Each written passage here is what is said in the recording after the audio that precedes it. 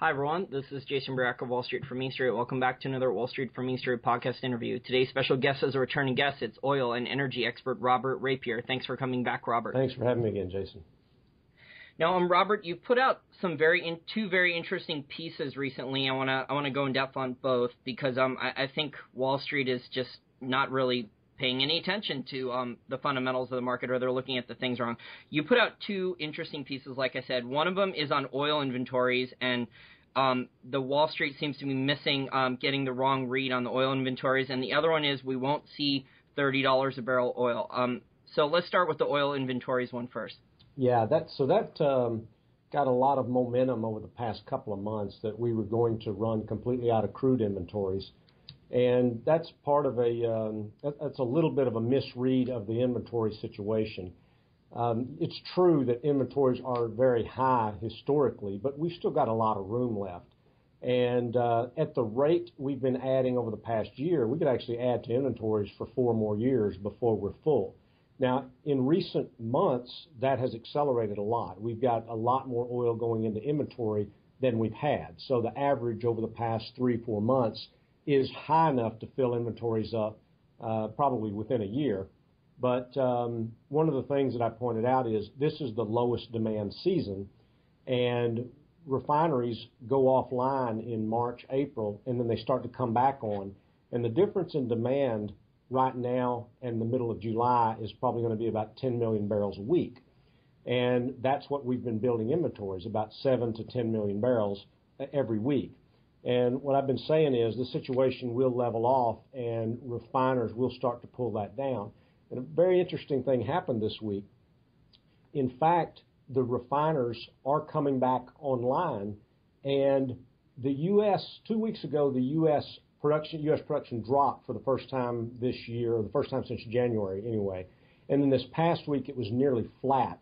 But the refiners have increased a lot over the last 2 weeks. They've come back online. And it is enough that it should have brought inventories down. If you're only looking at those numbers, you're looking at demand by refiners and you're looking at U.S. production, inventories should have come down. But instead we got a 10 million barrel build this week, which was very strange. So I went in and looked, and what happened is our imports surged. Now, I'm not sure why that happened. I haven't worked this out yet because we're sitting on a lot of inventories. It's true that the refineries in the U.S. are not geared to handle that light sweet oil, but I don't think they're saturated yet. So it's a little puzzle to me why we had such a surge in imports when our inventories are sitting at high levels. So I've got to work that one out. Yeah, if we're importing all this oil, I mean, it disproves this myth that the U.S. is going to be completely energy independent from just shale oil production, right? Yeah, people don't. I think they don't realize that we are still a very large net importer of crude oil. I think we're behind China now for net crude oil imports. We have over the past few years started exporting some finished products. So refiners that could handle the light sweet crude, they are refining it, and then they're sending. We don't use as much diesel as a lot of countries, so we're shipping out a lot of diesel and a little bit of gasoline. And since there's a crude oil export ban in place, the refiners are making pretty good money sitting in that spot of buying the discounted U.S. crude and then being able to sell the products at international prices that are more set by Brent crude. Yeah, if we had a free market, Robert, and the U.S. oil companies were able to build more refineries for that light sweet Bakken crude, we would have a lot better supply-demand balance. But, it's very difficult to build a pretty large refinery. I think building a 50,000 barrel per day refinery, the EPA just won't allow it. I think there was a smaller refinery that was allowed to be built in the Bakken in the last couple of years, but other than that, there really hasn't been a brand new refinery built in decades, right? Right, and not in the U.S. I mean, in other countries, they certainly are. They have figured out. Countries like Saudi Arabia thought, we're shipping out our oil and we could be converting it into finished products and getting a better price for it. I think if we had a totally free market, what would happen is we would start exporting a lot of this light sweet crude, and then we'd start importing more heavy oil. So the net import situation would be the same. We'd still be a very high net importer of crude oil. It's just that the slate would shift. So we're bringing in more heavy, and the light that we have are going to places like Mexico, which they're working out a swap right now where they send us some heavy oil and we send them some light oil. Yeah, that's interesting. Now, your next article, and I think this is an important one. We're just hearing all these bearish arguments. You know, Dennis Gartman's coming out. I think that the Manhattan Institute is, I guess, it's a research analyst firm in Manhattan on Wall Street. They put out a Forbes article. You and I were discussing this off air, you know, a couple weeks ago, and I think they said that the oil price will never go above $50 again because of shale oil. You wrote this counter article debunking a lot of these negative bearish articles. They just seem to be extrapolating the trend in the oil price, but I think many of them didn't even see the oil price even falling. Right, and I'll point out that we are back above $50 right now. You know, one of my predictions for this year was we will not drop below $40, or we will not close below $40. And I wrote an article for the Wall Street Journal, and I said, here's why those arguments of $30 oil are very unlikely. And I went through the scenario. I mean, ultimately, oil can get out of whack with supply and demand fundamentals for a while. I mean, it's happened lots of times. And 2008 is a perfect example. We went to almost 150 down to the 30s in about 6 months. And the supply-demand fundamentals didn't change so that drastically over that time period. It's just that we overshot on both directions. But eventually, you have to come back to the supply-demand fundamentals. And the supply-demand fundamentals say we really need oil above $50 if we're going to continue to supply the growing demand around the world. And demand is still growing, and it's still forecast to grow. The growth in demand may be slowing a little bit, but with oil prices down, it's actually, you know, it'll probably be picking back up in some of these areas that have seen a bit of a slowdown. So I made the argument we will not see, if oil drops below $40, it won't be for long. And, you know, I got some pushback from, you know, there's an analyst, Philip Verlanger. He commented on my Wall Street Journal article, and he was like, no, all these guys got it right. Ed Morse was correct, and Dennis Gartman has been right, and none of the Wall Street Journal experts got it correct. I don't know if you know who Verlager is, but I answered him. I said, I was right. I predicted last year oil prices would fall, and they did fall. And right now, my prediction in this article is we won't see, I mean, I predicted we won't see 40, but the article was arguing why we wouldn't see 30. And his argument was just, he says the author misses an important point. Producers can hedge production at $60 or $70. What difference does that make? That doesn't affect whether we'll see $30 oil. I think he mistook my argument that I'm saying we're going to go back to 100 soon, and I don't make that argument.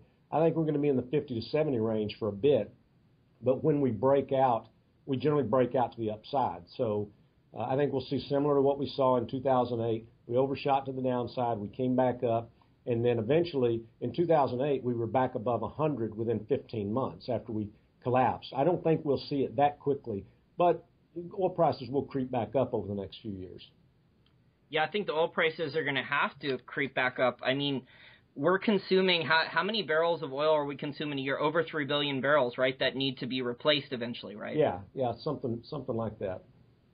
Yeah, and the IEA, the International Energy Agency, for listeners who don't know the abbreviation, the acronym, they're predicting actually that the oil demand is going to increase by the end of 2015 from, I think, 92 million barrels per day, approximately what it is now, to 94.5, because they expect this lower oil price is going to stimulate more demand. So we're starting to see that in the marketplace, at least here in the United States, where more people are starting to, buy or lease SUVs again. They're starting to consume more gasoline. And we're still seeing, I think, the car sales in China, they're still enormous. They're just the car sales in China, they're putting over 10 million new cars per year into the total global fleet. Right, and that's I've seen several articles from car dealers saying that their SUV sales and their big vehicle sales had come up since gas prices were down. The Energy Information Administration showed that over the past few years, demand in the U.S. has declined, but over the past year, it's picked back up.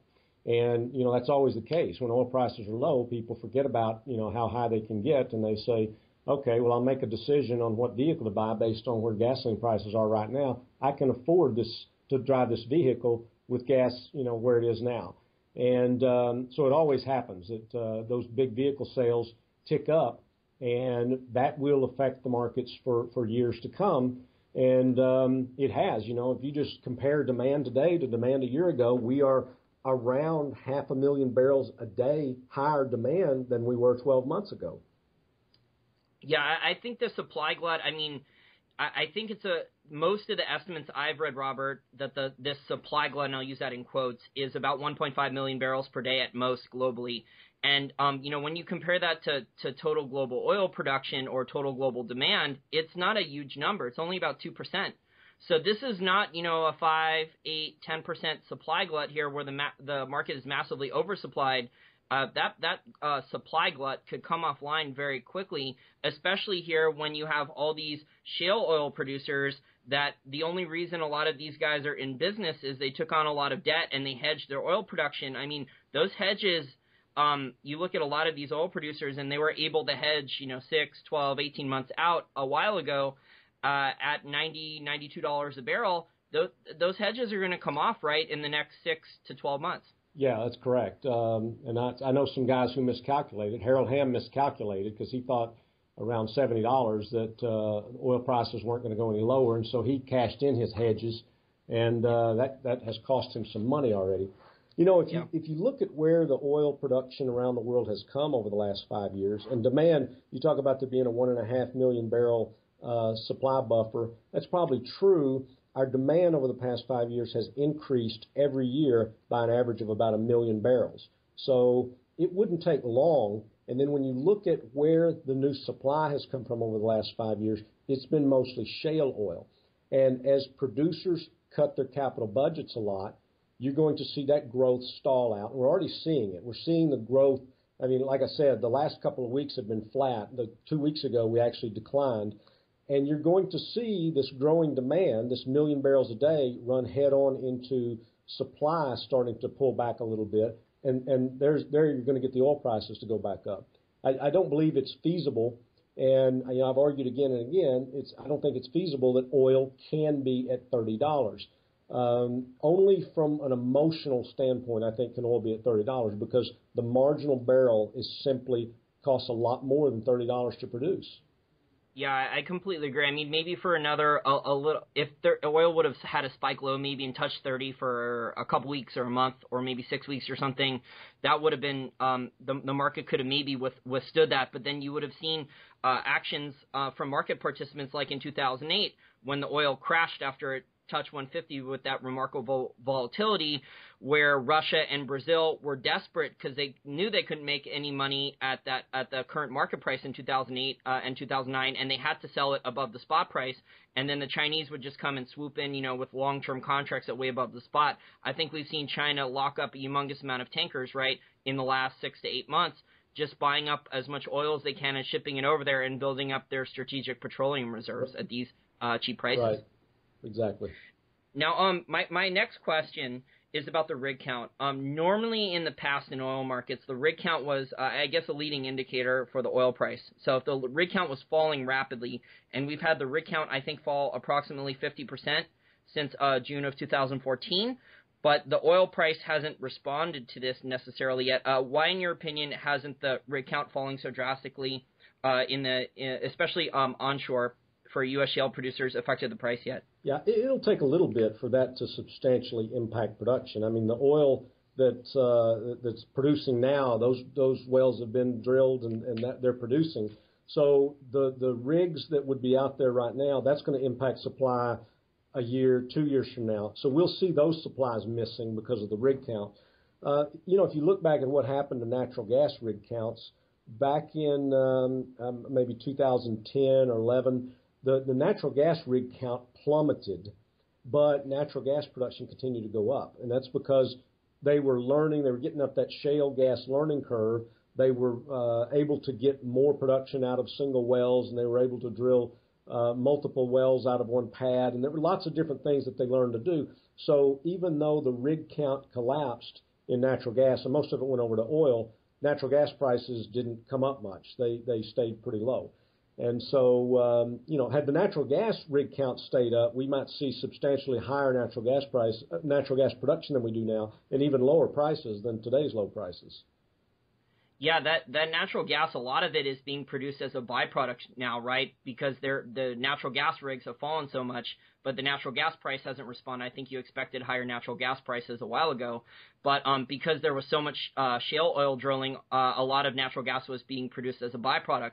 But eventually, though, because these shale wells deplete so rapidly, the rig count falling, even though there is some, I guess, productivity improvements with new technologies like multi-stage fracking and things like that, and they can get, I guess, a higher initial flow rate from the wells, this is going to catch up to itself, right, eventually at some point when the rig count falls. Yeah, and on natural gas price, you mentioned something.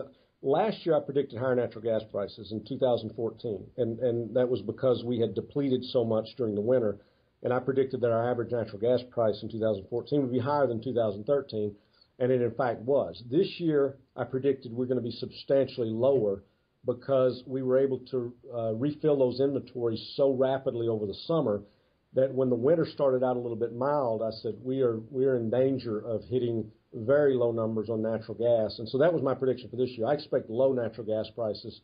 And, we could see, last time we saw below $2 was in 2012. We could see that again this year. We could, by summer, natural gas prices could drop down. So, if you're investing in natural gas, you need to be doing it for the long term because you're going to have to be a little patient on this one. Yeah, I don't think the natural gas producers, Robert, are that good at investments yet. I think the natural gas pipeline companies maybe, or some of the LNGs, or some of the LNG export facilities. I think Cheniere is pretty close to bringing their export facility online. I know others got approved and they're spinning them off into MLPs. If they have long-term offtake agreements where they can export that liquefied natural gas to Europe or to Asia at a much higher price on a long-term contract, I think those are interesting yield plays there. But investing in maybe Chesapeake Energy or I forgot the other primary natural gas producer. Cabot is one up there. Yeah. Devon is a major natural gas producer, but they're shifting more production over into oil. Devon was the one I was thinking of, yeah. Well, Cheniere is interesting because somebody asked me just a couple of days ago if I thought, he named two investments. He said, I'm in Cheniere and I'm in Enbridge Energy Partners, and which one, do you think these are good investments? I said, understand those are very, very different kinds of investments. Cheniere is very much more speculative. A lot of Cheniere's growth in share price has been, it's built in. The expectations that LNG facility is going to come online this year, that's built in. And even though it continues to go up, that one at this price would scare me a little bit because I think there's significant downside. If there are any stumbles at all, I'd be worried that you could get a pretty sharp correction on that one. Yeah, I agree. There's also a MLP place for companies that are going to move the gas from Cheniere. So Cheniere is going to convert the CNG, compressed natural gas, in the pipeline to LNG, and then the tankers are going to move it. So I think there's tanker plays attached to that. But yeah, you're right. These large high capex projects, there's always very rarely do they come on on time and on budget. There's normally always delays, especially what I've learned because I've invested in mining companies. And when they have an initial budget plan, though, the mine's going to come online next year at this price, there's almost always delays and almost always capital overruns. So I expect, I guess, that there's going to be something along those lines. Yeah. Now, my next question is about production costs for the Eagle Ford and the Bakken. We've had some amazing. If our listeners go out and read books, great books about the fracking. There's some documentaries, but the books are The Frackers, and then there's also The Boom. I just read that too. There's been amazing, multi-stage fracking, and we've gotten more efficient with being able to get higher flow rates on the wells and going deeper. And there's different levels of the shale. Have production costs fallen a lot for the shale producers yet, or have they not really fallen that much? No, they've fallen quite a bit. I mean, anything, fracking is not new and horizontal drilling is not new, but the combination of the two together is fairly new. And as you go up the learning curve, you do learn how to do, multi-stage wells and lots of different things that will drive prices down. And so probably 5 years ago, marginal cost may have been up in the $80, $90 range. Today, it's probably more like $50, $60. I've seen some people claim lower than that, down to 40, and I saw maybe it was a Wood Mackenzie report that said that at $50, only 2% of the oil producers were going to be losing money. I don't think that's correct. You wouldn't see the drastic level of capital spending cuts if that was true.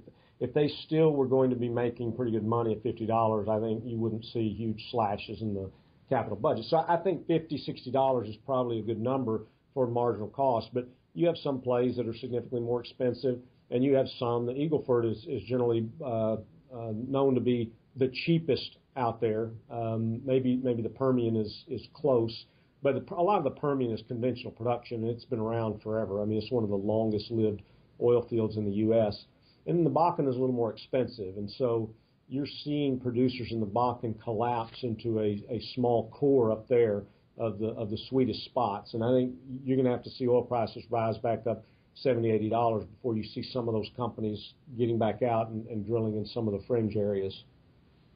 Yeah, a month or two ago, I was listening to an interview with a Sprott portfolio manager. They're up in Canada, and he was quoting an investment bank report. I forget which investment bank, but the report said that only it actually said the exact opposite of the research report you just quoted. It said outside of the national oil companies, only 3% of the global oil production, so the private sector's oil production, only 3% of that was economic at the oil prices we were at. So it was like, how sustainable is this? Yeah. My question, though, and you touched on this a little bit about the production costs, what happens, though, when the hedges come off? A lot of these shale oil producers use a lot of debt to drill. Now, they didn't hit dry holes, so they knew the oil was there, and they did a good job getting the oil out. But their costs, I think they have so much debt on their balance sheets where their costs have not fallen and they're not generating free cash flow to pay off the debt. So what do you think is going to happen when those hedges come off? Are we going to see bankruptcies? Are we going to see, the investment banks force, like with Whiting Petroleum right now, where they had an emergency capital raise with debt and equity? Are we going to see the investment banks or shareholders or the board of directors force fire sales or bankruptcies? You're going to see all of that. As the hedges come off, it's going to cost more to hedge. So they're going to decide either, okay, we won't hedge, we will sell our oil at the current price, or we'll pay a significant premium to hedge. I think most of them are going to try to keep their heads above water in the hopes that oil prices return back to $70 or more. And, they're going to do those emergency capital raises. You're going to see some bankruptcies. I mean, we've seen a few already. You may see some bigger ones. You may see more acquisitions like Shale buying BG Group. One of my predictions this year was that BP would get taken over. I don't know if that'll happen this year, but, BP is very undervalued, but they've got all that litigation still hanging around them, and they've got a damaged brand name. So it wouldn't surprise me at all. And it's been speculated several times that Shell might buy BP or Exxon might buy BP. And Shell went out and bought BG Group. And then there was a headline again this morning that said, it's got once more people talking about Exxon and whether Exxon would be interested in BP. BP is still a big bite to swallow, but I think in the long run, probably, a merger or selling themselves makes a lot of sense because of how badly their brand is damaged. Yeah, I don't know if you know Dan Steffens out of Houston. He's worked in the oil industry for 35 years. He has the energy newsletter, the Energy Prospectus Group. I get his newsletter, and I'm friends with him. I've interviewed him, too. But his contacts in Houston were telling me that Whiting Petroleum, their board, is actively looking. They're pretty desperate, actually, to sell the company right now because of, the emergency capital raise and how much debt they took on to buy Kodiak. They kind of bought at the top of the market. And, those hedges are coming off that they had. So they're pretty worried that I think they're just worried to make sure that they keep any of their equity at all. So I'm surprised that we haven't seen more mergers and acquisitions yet, but maybe companies are holding out for better values. Yeah, I mean, I saw a story about that, and it said, the ones, unless they're really desperate, the ones who are in a little bit of financial trouble, they don't want to sell at the bottom either, and they feel like this is the bottom, and they'd like to hold out until they could get a better price. And, the big companies like ExxonMobil, they can afford to be patient and pick off, only the most undervalued companies that are in a little bit more desperate shape. And Whiting, so far, they did put themselves out there, and they didn't get any takers, or at least none at the price they wanted. So, I think maybe it's not cheap enough yet for an ExxonMobil for a Whiting, but maybe they're certainly those discussions are going on within ExxonMobil is, who is out there, who looks cheap, and who might we acquire. Yeah, ExxonMobil is kind of licking its wounds because they were heavily criticized. I think they bought XTO, right? They bought them towards the top of the natural gas market. Yeah, they did. Same with ConocoPhillips and Burlington Resources. I was working for ConocoPhillips when we made that deal, and that was at a very high valuation. Yeah, if they would have been a little more patient instead of jumping on there, they could have had it a couple years later at an immense bargain compared to what they did. So, there's just so much pressure, though. You've worked at large companies. I just interviewed Keith Neumeyer, CEO of First Majestic Silver. He's one of the largest primary silver miners in the world now. And he was basically telling me how the investment banks are calling him up every day, trying to get him to sell more shares for equity or take on more debt or to do leverage buyouts and acquisitions and things like that. So there's just an enormous amount of pressure in the executive suite to do something instead of just wait and be patient and, buy the assets at a good valuation. Right. My next question is about T. Boone Pickens. I think he's saying that oil is going to go to $70 a barrel by the end of 2016, or is it the end of this year? And then he thinks $100 a barrel in the next 2 years. Do you think that's pretty reasonable? I don't know if we'll hit. I think definitely we'll be back to $70 by the end of next year, if not this year. It may take a little bit, By the end of next year, we will see the impacts of the capital spending cuts in the shale oil, and we will have had time for demand to grow a little bit more. So I think we could easily be back above 70. I think it's going to take a little bit longer for 100. I think there's enough shut-in capacity right now that as the price starts to rise, you're going to have production come back online. So I don't think we're going to see 100 until we work through, a bit of a excess supply cushion. Now, at these oil prices, the Saudis claim that they can produce at $9 or $10 a barrel, but they would have a lot more in their surpluses, in their trade reserves, if that were the case. Do you think we're going to start to see governments destabilize at these oil prices? Are we going to see the Venezuelas, the Irans, the Iraqs? Are we going to see maybe a government actually default on its debt and maybe shut off oil production soon if the oil price doesn't start to go back up? It's very possible, but I think what's going to happen is that at the next OPEC meeting, Saudi is going to blink and they're going to say, okay, we didn't expect this level of pain. And they've actually made some noise in recent days that, they're ready to come to the table if some other producers will be cooperative and they're willing to make some moves to get the price of oil back up. And so I think we're going to see that. They have to be under tremendous pressure from the rest of OPEC. And in fact, even within Saudi themselves, they can sit there and they can say, look, we unilaterally can fix the price of oil. I mean, they've got enough production that, should they take half their production offline, they could put oil prices back at $100 within a week. And so within Saudi, there has to be those discussions going on. Look, we need to maintain solidarity with an OPEC, and we need to get everybody to cut back a little bit, and it'll be better for all of us in the long run. I think that's what they're going to do. Because I think when they decided not to cut production, the oil price was still about $70 or so. And when they made that decision not to cut, that's when we went into free fall and dropped into the 40s. And I don't think they expected that. In fact, I saw one Saudi official interviewed, and he said we didn't expect that. So it hurt them, too. It hurt all of OPEC. It hurt every oil exporting country. Yeah, but the Saudis are the lowest cost producers, or they're considered the lowest cost producers in the world. So the cut did hurt them, but it hurt them less compared to a lot of the other oil producers. But you think, though, that what I've heard, though, in terms of speculation is that the U.S. may have asked the Saudis to not cut the oil price and let it drop to hurt Russia because there was some pressure on Iran to get a certain type of negotiation done with Iran, and that didn't happen. And then Russia was supporting the Syria and the Assad regime. And then I've also heard other people say that the Chinese, the Russians, and the Saudis teamed up together because they wanted to put the shale oil companies, the U.S. ones, out of business. They wanted to do what the U.S. did to the Soviet Union, in the 80s and 90s, where the oil price collapsed. I think it went from 30 down to 10. So do you think there was definitely a lot of behind-the-scenes geopolitical tension involved in the oil price that was not relevant to the supply and demand fundamentals? Yeah, I think a lot of that was, just consequence. And, it hurt Russia, it hurt Iran a little bit, but that wasn't the reason they decided not to make a move. Historically, they've been kind of slow to increase supply and to decrease supply in response to oil prices. And I think they said, we'll just sit tight and we'll let the market work itself out. And I don't think they did it to try to hurt anyone or I don't think there was any conspiracies there. I think it's just the consequence. What some of those things did happen as a result. I just don't think they set out thinking, okay, let's let the price fall so we can punish Russia. I just don't think that happened.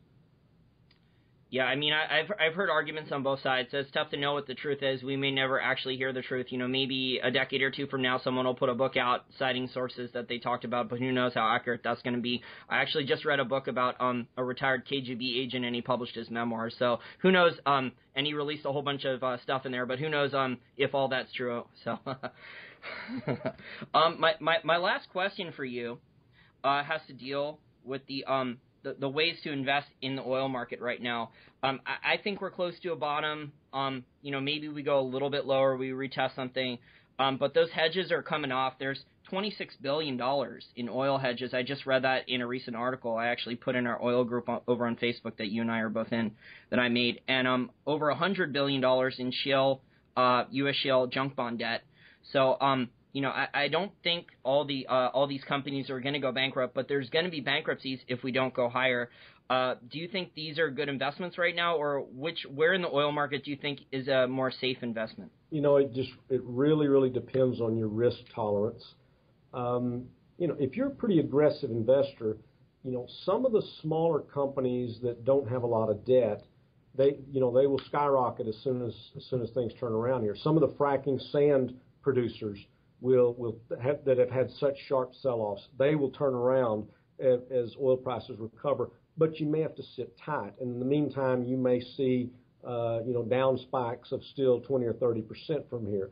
So that's if you're a very aggressive investor. If you're a more conservative investor, then I'd be looking at some of the midstream master limited partnerships. Those I think are pretty good, pretty safe investments right now.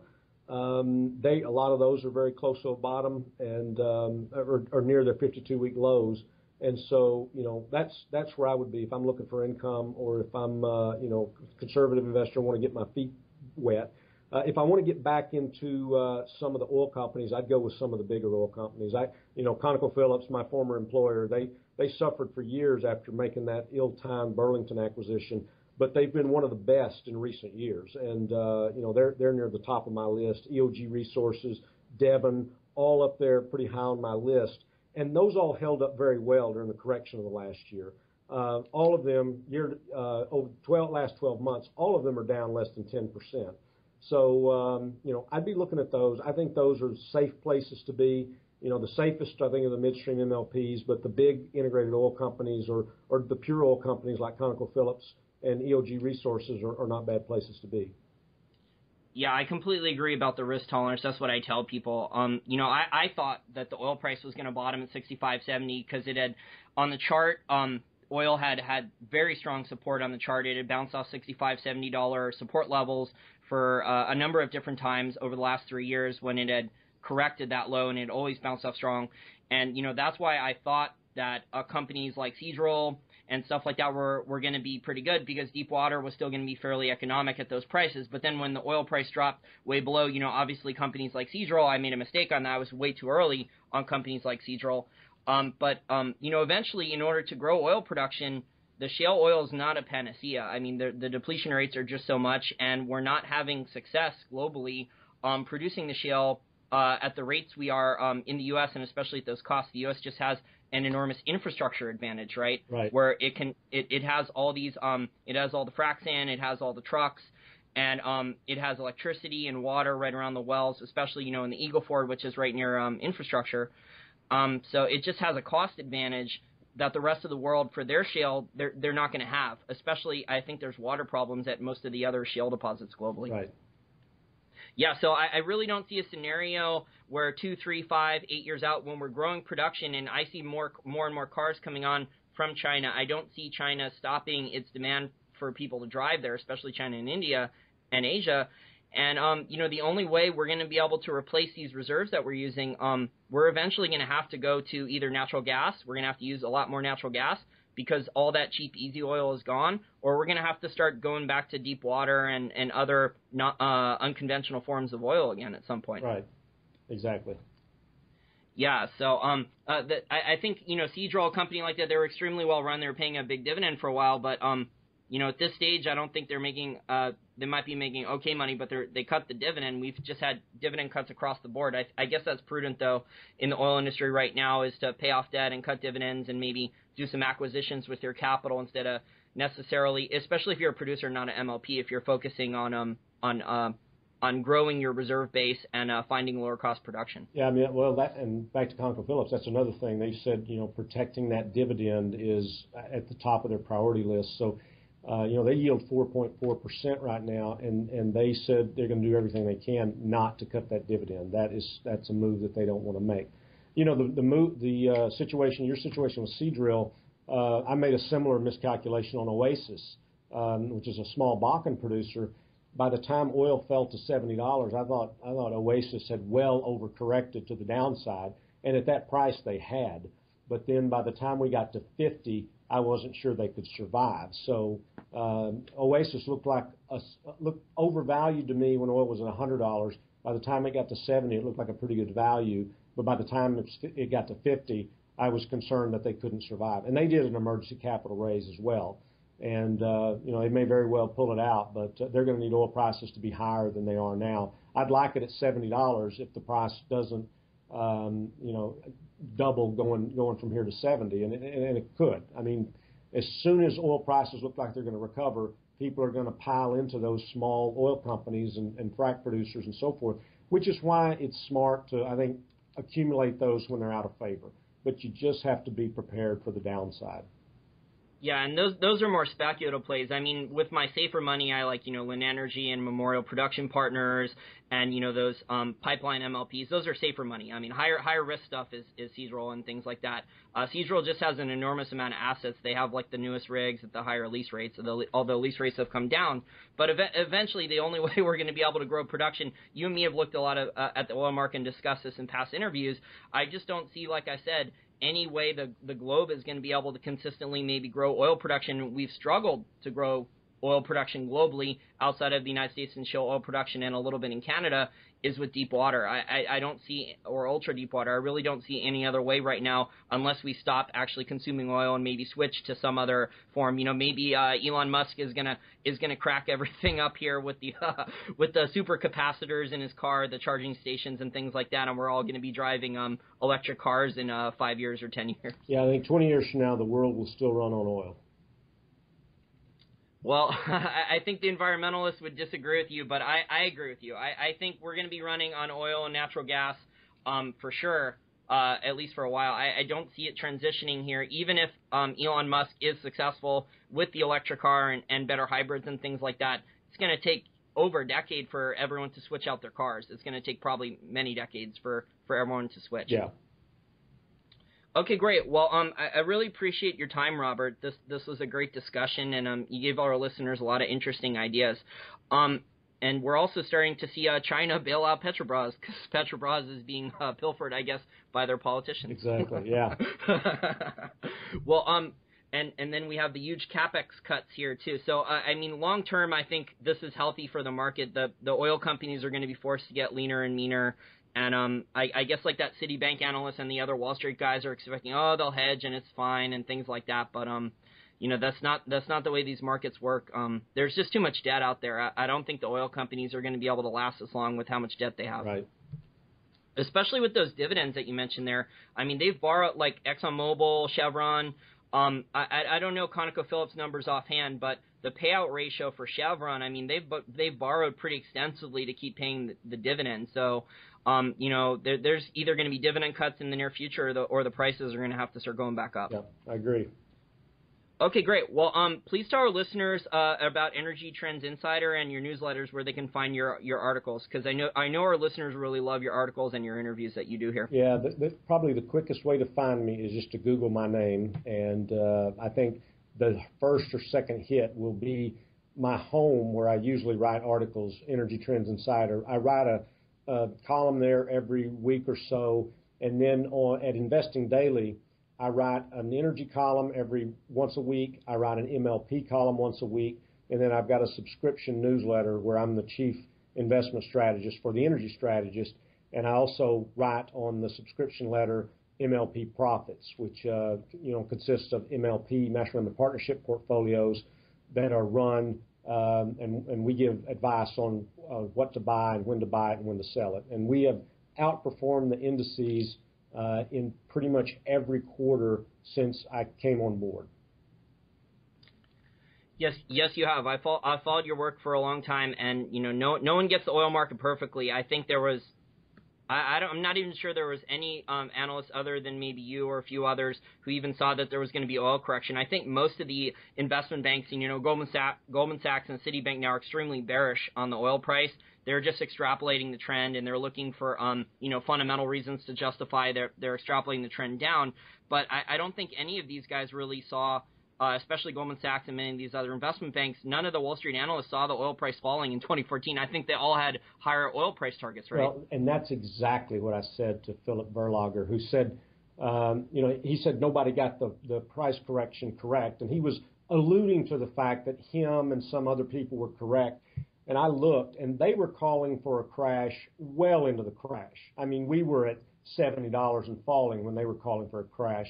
And so I said, you show me somebody who predicted a price collapse prior to June 2014, and I'll be impressed. Otherwise, people are just piling on the bandwagon as oil prices are falling. You want to make a gutsy call, you call for a collapse, when oil prices were sitting there at $100 and looking pretty. And I don't know anybody who did either.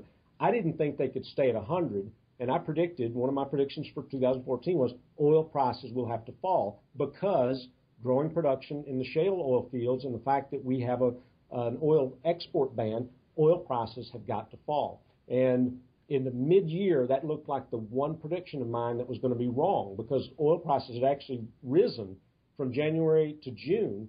And I did a mid-year look at my predictions, and I said, 4 out of 5 are looking, like they're going to be correct. But the oil price is, we're going to have a collapse in order for that one to be correct. And we got a collapse. And so I ended up 5 of 5 for my predictions for last year.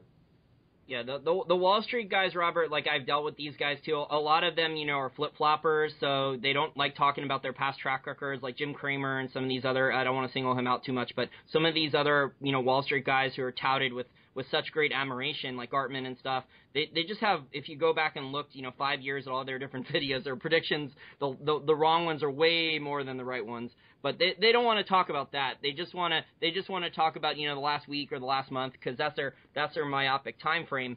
But there was a lot of deflationist people, macroeconomic people saying, oh, the oil price, they've been calling it every year for the last 5 years or 10 years that the oil price was going to crash. But, they've been saying it every year for the last 5 years or 10 years that it was going to crash. Right. So if you believe them, then you're wrong for many, many years. So I think Porter Stansberry, he basically got it right. He was a newsletter writer. He was maybe a year or so early, maybe 2 years early, but he said it was going to crash. But I think there's a lot of bargains right now. It's a very contrarian play in oil, but there's definitely good dividends and cash flow there if you do your homework.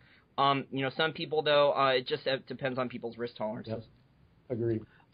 Okay, great. Well, I really enjoyed this discussion, and our listeners really enjoy your insights in the oil market. So we'll definitely have you on every couple of months because our listeners request having you back on. All right, sounds great, Jason. Thanks for having me on again. Okay, take care, Robert. All right, bye-bye.